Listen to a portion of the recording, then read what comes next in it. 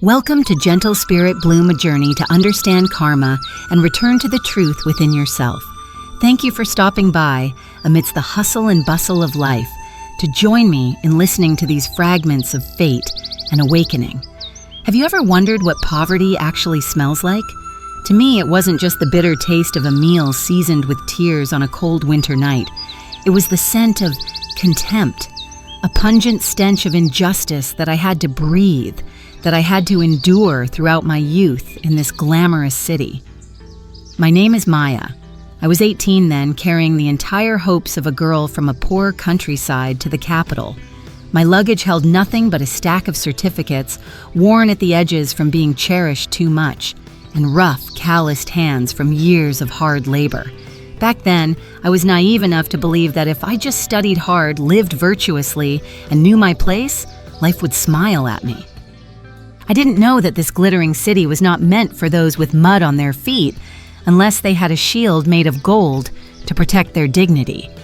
The first humiliation of my life was named Amber, a young socialite whose every breath reeked of money and privilege. I remember that fateful day as if it were yesterday, a drizzly afternoon that made the air feel damp and heavy. I was rushing to my part-time job to make it on time, hoping to earn a few pennies for my exam materials, when I accidentally bumped into her in the hallway. I bowed. I apologized repeatedly.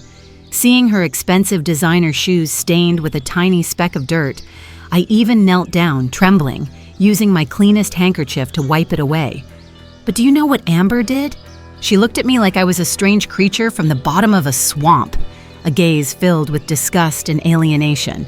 Then, she calmly and slowly poured her entire cup of scalding hot coffee over my head. The heat of the liquid didn't hurt nearly as much as the bone-chilling coldness of her heart. As a crowd began to gather, pointing and whispering, Amber curled her lips into a faint, mocking smile, a smile that even now, after all these years, still sends a shiver down my spine. She hissed, "Trash from the mud shouldn't stain my silk. Know your place, country girl. Don't try to climb too high, or you'll break your neck." I stood there, frozen amidst a circle of curious and scornful eyes. The dark brown coffee soaked into my hair, my clothes, and deep into my tattered pride. I didn't cry. Not because I was stronger than others, but because I realized early on that in this city, a poor person's tears are the cheapest commodity. Tears wouldn't buy medicine for my mother, nor would they buy respect from people like Amber. But in that moment of ultimate shame, a fire began to smolder and burn within my chest. I made a silent vow to my soul. I may have been born in the mud, but I will not let myself drown in it. I will bloom. I will use my intelligence and my dignity to prove to those who think they have the right to trample on others that a person's value never lies in the brand of clothes they wear or the balance in their bank account. My journey to find the truth within myself began with that emotional scar, a scar that reminds me that karma is always present, and kindness is the quietest power to change destiny. And this story is only the beginning. After that humiliating day in the hallway, the world felt colder. I didn't break, but a part of me turned to stone. I buried myself in my studies, treating every textbook like a weapon and every exam like a battlefield. I realized that for a girl with no safety net, knowledge wasn't just power. It was my only way out. I took every part-time job I could find. I cleaned floors in the morning, tutored in the afternoon, and stayed in the library until the security guards turned off the lights at midnight. But the human body has its limits. Hunger and exhaustion began to gnaw at me. One late afternoon, as I was walking through a deserted corridor, the world suddenly tilted. My breath caught in my throat, my vision blurred into a swirl of gray, and I felt myself slipping into a dark, silent void. I expected to hit the cold, hard floor. I expected to wake up alone, unnoticed, as I always had been. But instead, I felt a pair of strong, steady arms catch me before I fell. In my semi-conscious state, I caught a scent not the heavy, suffocating perfume of wealth that Amber wore, but a clean, calming scent of sandalwood and old books. It felt like safety. When I finally opened my eyes in the infirmary, the first person I saw was Ethan. He was sitting there quietly flipping through my economics textbook, the one filled with my cramped, meticulous notes. Ethan was the guy everyone on campus talked about. He was the son of the city's most influential developer, a golden boy who seemed to belong to a different galaxy than mine. Seeing me awake, he didn't ask if I was okay. Instead, he handed me the book and said softly, "Maya, your analysis on market penetration in these notes is remarkable. It's deeper than anything the professors have lectured on this semester." I was stunned. Why would someone like Ethan care about the notes of a country girl? I tried to sit up, my old instincts telling me to put up my guard, to be sharp and defensive, but he gently stopped me. "Don't push yourself," he said, his voice steady and kind. "Even a brilliant mind needs a healthy body to run. You don't have to prove anything to anyone, Maya. Your work already speaks for itself." From that day on, Ethan became a quiet presence in my life. He didn't shower me with expensive gifts or try to save me with his money. Instead, he sat with me in the library. He challenged my theories on startup ventures. Sometimes, he would silently leave a carton of milk or a fresh sandwich on my desk when he saw me skipping meals to study.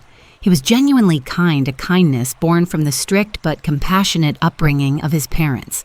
He once told me, "Maya, a person's true style isn't about the car they drive. It's about how they treat those who can do absolutely nothing for them." But Ethan's presence by my side was like a match dropped into a pool of gasoline. Amber, who had always viewed Ethan as her private property, began to lose her mind.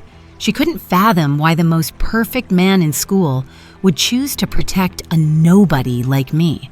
I could feel her eyes on me in the hallways, eyes burning with the venom of pure envy. The rumors started getting darker. She whispered that I was using tricks or cheap charms to seduce him, but Ethan didn't flinch. One afternoon, in front of Amber and her circle of friends, he took my rough, calloused hand in his and said calmly, "Amber, you can buy almost anything with your father's credit card, but you will never buy the respect I have for Maya. Because Maya has something you will never understand, the strength of a soul that refuses to surrender to fate." In that moment, I realized I wasn't alone anymore. Ethan wasn't just a friend. He was like a knight holding a shield of justice, protecting me from the storms of hatred. But I also knew that this peace was just the beginning. Amber's silence wasn't a retreat. It was a preparation. A storm was coming, far bigger than a cup of spilled coffee, and I would need every bit of the strength Ethan saw in me to survive it. They say that a wounded animal is most dangerous when cornered, but a wounded ego? That is a different kind of monster. Amber's hatred didn't just simmer, it boiled over. She couldn't stand that Ethan, the crown jewel of our social circle, looked at me, a girl who worked 3 jobs just to buy textbooks, with more respect than he ever showed her. A week before the annual Founders Gala, I received a gold-embossed invitation. It was Amber's family's event, the most prestigious night of the year for the city's elite. I knew it was a trap. I knew she wanted to humiliate me on the grandest stage possible. But what Amber didn't know was that for the past 3 months, I hadn't just been studying. Under an anonymous internship program, I had been working as intern 07 for her father's corporation. My supervisor only knew my ID number, not my face. I was the one who spent my nights cleaning up their messy financial audits, uncovering the ghost accounts that were slowly bleeding the company dry. I wasn't just a student, I was the silent guardian of her father's empire, and it was time for the shadows to meet the light. I arrived at the gala wearing a simple vintage black dress I found at a thrift store. I didn't have diamonds, but I had dignity, and that made me stand out more than any silk gown. The moment I stepped into the ballroom, the whispers started. Amber approached me, draped in millions of dollars worth of jewelry, her smile as sharp as a razor. "Maya, how brave of you to show up," she whispered, loud enough for those around us to hear. "I hope you didn't steal that dress from a costume shop." I looked her straight in the eye and smiled. "Clothing can be replaced, Amber, But character? That's a permanent stain if you ruin it. Suddenly, the music stopped. Amber gasped, clutching her wrist. My diamond bracelet! It's gone. The one my father gave me for my birthday. She didn't hesitate. She pointed her finger directly at me. She was standing right next to me. Security, check her bag. I knew she couldn't resist. Once a thief, always a thief. The ballroom went silent. Hundreds of powerful eyes turned toward me, judgmental, cold, and disgusted.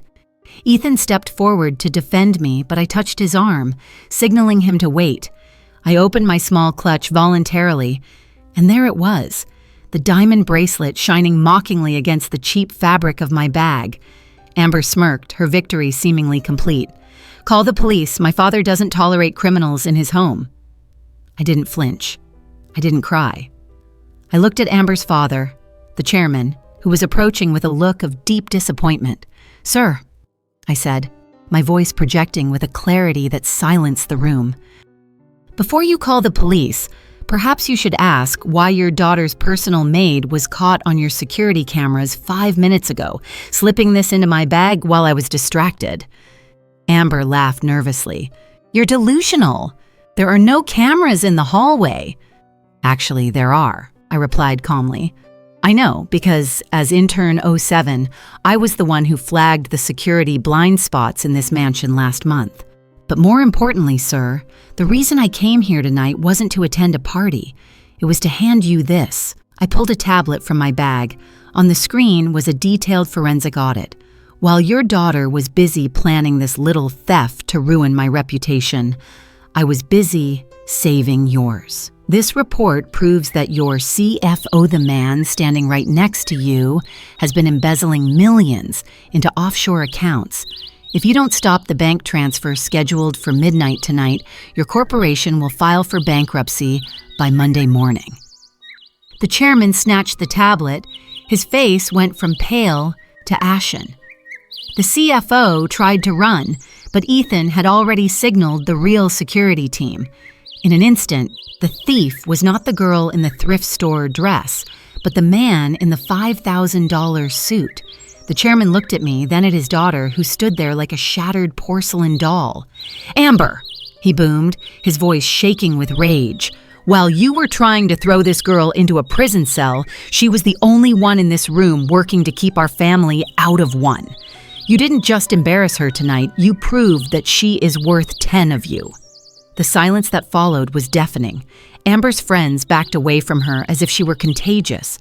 Her crown wasn't just gone. It had melted under the heat of the truth. I turned to Ethan, who was looking at me with an expression I will never forget. Pure, unadulterated pride. I didn't need to say a word.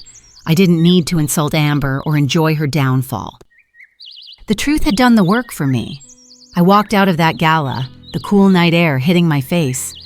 I realized then that justice isn't always about a loud gavel in a courtroom. Sometimes it's about a quiet girl who studied while others played, and a truth so powerful that even the loudest lies couldn't drown it out. The lotus had finally risen above the mud, and the view from the top was breathtaking. After the gala, my life changed overnight. The chairman offered me a high-level position and a full scholarship as a way to say sorry, but I politely declined. I wanted to build my future on my own terms, in a place where my name wasn't tied to their family's scandal. I had proven my worth, and for the first time in my life, I felt truly free. But what about Amber? In the weeks that followed, the girl who once ruled the campus became a shadow. Her friends vanished. Her father's disappointment was a heavy cloak she couldn't shed, and the internet didn't let her forget her cruelty. I watched from a distance as her arrogance withered into a profound, hollow loneliness. One rainy evening, I saw her sitting on a park bench near the campus gates, the same place where she had once laughed as her coffee drenched my hair. She looked small, stripped of her designer armor, shivering in the cold. I saw her shoulders shake with quiet, broken sobs. In that moment, I didn't see an enemy. I didn't feel a surge of, "I told you so." All I saw was a lost girl who had never been taught that her heart was worth more than her handbag. I walked over and silently held my umbrella over her head. She jumped, looking up with eyes red and swollen. When she realized it was me, she recoiled, her voice a mere whisper. "Are you here to mock me, Maya? Go ahead. I lost everything. You won." I sat down beside her and handed her a warm cup of tea. "I'm not here to win, Amber. I spent a long time hating you, but I realized that hatred is a heavy burden to carry. I'm here because I know what it feels like to have the world turn its back on you. It's a cold place to be." Amber looked at me, her expression a mix of confusion and pure shock. "Why? After everything I did? Why would you help me?" I smiled, a peace deep in my soul that no amount of money could buy. Because my parents taught me that the richest person isn't the one with the most gold, but the one who can find room in their heart to forgive. You aren't evil, Amber. You were just afraid of being invisible. But you don't need a diamond shield to be seen. You just need to be real. For the first time, Amber really cried, not out of anger, but out of a realization that her life had been a house of cards. She leaned her head on my shoulder, and in that rain-soaked park, two girls from opposite worlds finally found a bridge. Time passed, and Amber changed. She started volunteering, she learned to value people for their souls, and we eventually became friends. She once told me, "Maya, you didn't just save my father's company, you saved my soul from becoming a desert." Ethan was right. We don't bloom by stepping on others. We bloom by finding the light within ourselves and sharing it with those still trapped in the dark. The lotus doesn't just rise above the mud, it beautifies the pond for everyone. Thank you for staying with me through Maya's journey. If this story touched your heart, please subscribe to Gentle Spirit Bloom and join our community of peaceful souls. Don't forget to hit the like button and share your thoughts in the comments below. Have you ever turned an enemy into a friend through kindness? Your stories are the flowers that make this garden grow. May you find the truth within yourself, and may your spirit always bloom with grace. Until next time, stay peaceful.